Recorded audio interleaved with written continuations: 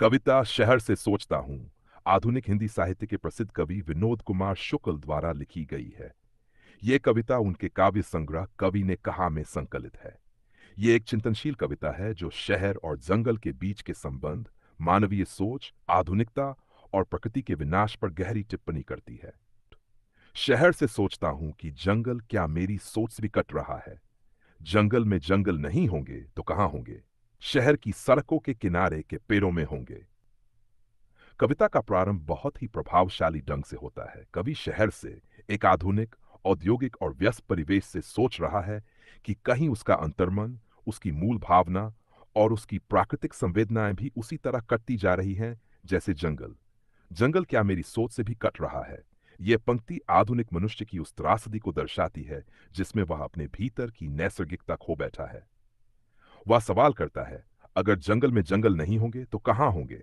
ये सिर्फ शारीरिक वनस्पति के लुप्त होने का प्रश्न नहीं है, बल्कि ये पूछना भी है कि अगर जीवन से उसकी सादगी, स्वाभाविकता और मिट्टी की खुशबू गायब हो जाए, तो फिर असली जीवन कहाँ बचेगा?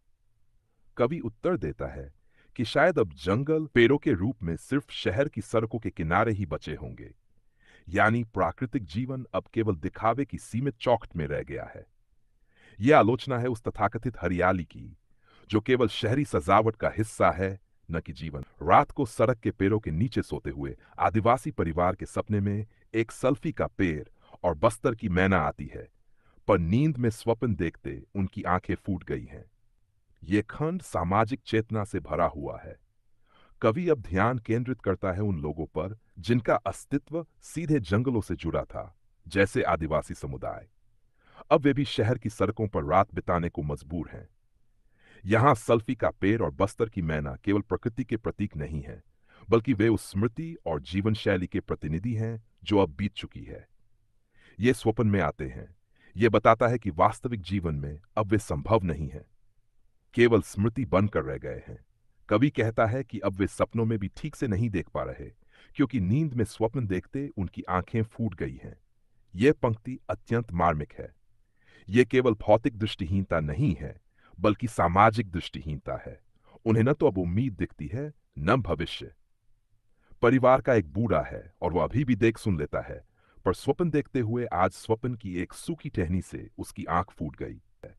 यहां कवि एक बचे हुए बुजुर्ग की बात करता है, जो अब भी थोड़ा बहुत देख और समझ सकता है।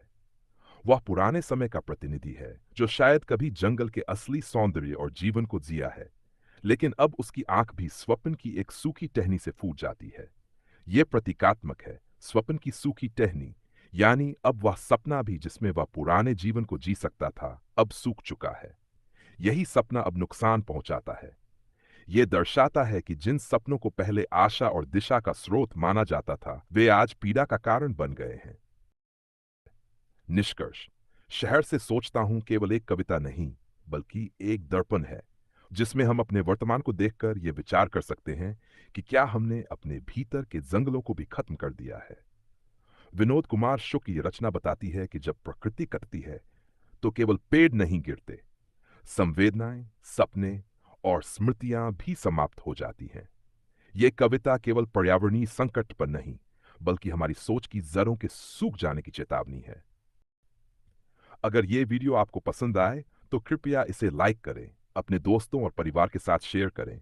नीचे कमेंट करके हमें बताएं कि आपको ये व्याख्या कैसी लगी, और हमारे चैनल एसके अनमोल प्रेम को सब्सक्राइब जरूर करें।